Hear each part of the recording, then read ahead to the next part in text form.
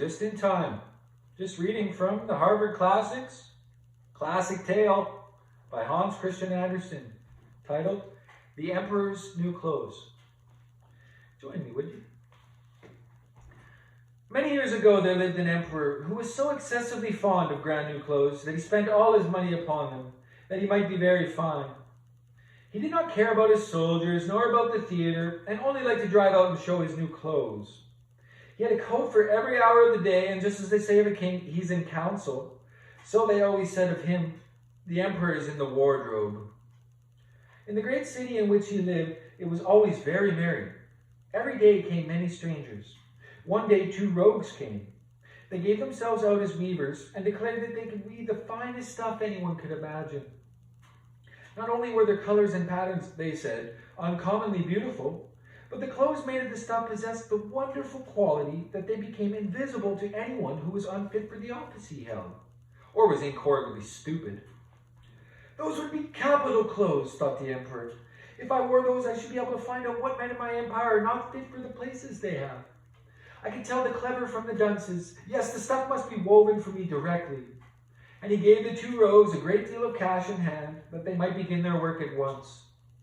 As for them, they put up 2 looms and pretended to be working, but they had nothing at all on their looms.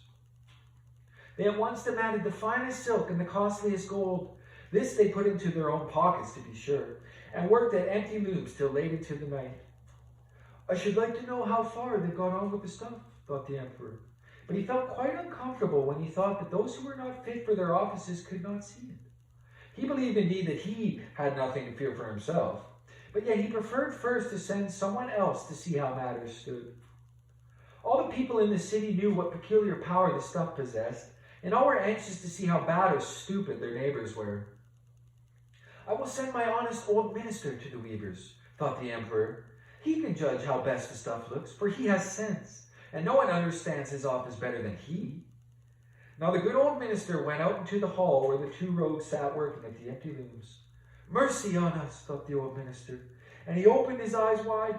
I cannot see anything at all. But he did not say this. Both the rogues begged him to be so good as to come near, and asked if he did not approve of the colors and the pattern. Then they pointed to the empty loom, and the poor old minister went on opening his eyes, but he could see nothing, for there was nothing to see. Mercy, he thought. Can I indeed be so stupid? I never thought that, and not a soul must know it. Am I not fit for my office? No, it will never do for me to tell that I cannot see the stuff. Don't you say anything to it? Asked the rogues, as they went on weaving. Oh, it is charming, quite enchanting, answered the old minister, as he peered through his spectacles. What a fine pattern indeed, and what colors! Yes, I shall tell the emperor that I am very much pleased with it. Well, we are glad of that, said both the weavers. And then they named the colors and explained the strange pattern. The old minister listened attentively, that he might be able to repeat it when the emperor came, and he did so. Now the rogues asked for more money and silk and gold, which they declared they wanted for weaving. They put all into their own pockets, and not a thread was put upon the loom. They continued to work at the empty frames as before. The emperor soon sent again, dispatching another honest officer of the court to see how the weaving was going on, and if the stuff would soon be ready. He fared just like the first. He looked and looked, but as there was nothing to be seen on the empty looms, he could see nothing. Is not that a pretty piece of stuff? Asked the 2 rogues. And they displayed and explained the handsome pattern, which was not there at all. I am not stupid, thought the man. It must be my good office for which I am not fit. It is funny enough, but I must not let it be noticed. And so he praised the stuff which he did not see, and expressed his pleasure at the beautiful colors and charming pattern. Yes, it is enchanting, he told the emperor. All the people in the town were talking of the gorgeous stuff. The emperor wished to see it himself while it was still upon the loom. With a whole crowd of chosen men, among whom were also the 2 honest statesmen who had already been there, he went to the 2 cunning rogues, who were now weaving with might and main without fibre or thread. Is not that splendid? Said the 2 statesmen, who had already been there once. Does not your majesty remark the pattern and the colors? And they pointed to the empty loom, for they thought that the others could see the stuff. What's this? Thought the emperor. I can see nothing at all. That is terrible. Am I stupid? Am I not fit to be emperor? That would be the most dreadful thing that could happen to me. Oh, it is very pretty, he said aloud. It has our highest approbation. And he nodded in a contented way and gazed at the empty loom, for he would not say that he saw nothing. The whole suite whom he had with him looked and saw nothing, any more than the rest. But, like the emperor, they said, "That is pretty," and counseled him to wear the splendid new clothes for the first time at the great procession which was presently to take place. "It is splendid, excellent," went from mouth to mouth. On all sides there seemed to be general rejoicing, and the emperor gave the rogues the title of imperial court weavers. The whole night before the morning on which the procession was to take place, the rogues were up and kept more than 16 candles burning. The people could see that they were hard at work, completing the emperor's new clothes. They pretended to take the stuff down from the loom. They made cuts in the air with great scissors. They sewed with needles and without thread. And at last they said, "Now the clothes are ready."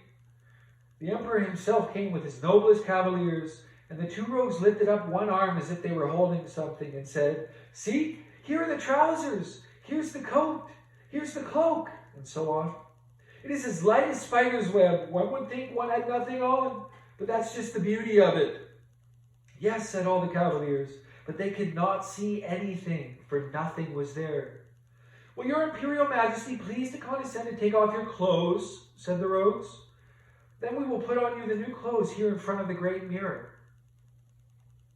The emperor took off his clothes, and the rogues pretended to put on him each new garment as it was ready. And the emperor turned around and round before the mirror. "Oh, how well they look! How capitally they fit!" said all. "What a pattern! What colors! That is a splendid dress." "They are standing outside with the canopy, which is to be borne above your majesty in the procession," announced the headmaster of the ceremonies. "Well, I am ready," replied the emperor. "Does it not suit me well?" And then he turned again to the mirror, for he wanted it to appear as if he contemplated his adornment with great interest. The two chamberlains who were to carry the train stooped down with their hands towards the floor, just as if they were picking up the mantle. And then they pretended to be holding something in the air. They did not dare to let it be noticed that they saw nothing. So the emperor went in the procession under the rich canopy, and everyone in the street said, "How incomparable are the emperor's new clothes! What a train he has to his mantle! How it fits him!" No one would let it be perceived that he could see nothing, for that would have shown that he was not fit for his office, or was very stupid. No clothes of the emperor's had ever had such success as these. "But he has nothing on," a little child cried out at last. "Just hear what the innocent says," said the father. And one whispered to another what the child had said. "But he has nothing on," said the whole people at length. That touched the emperor, for it seemed to him that they were right. But he thought to himself, "I must go through with the procession." And so he held himself a little higher, and the chamberlains held on tighter than ever and carried the train which did not exist at all.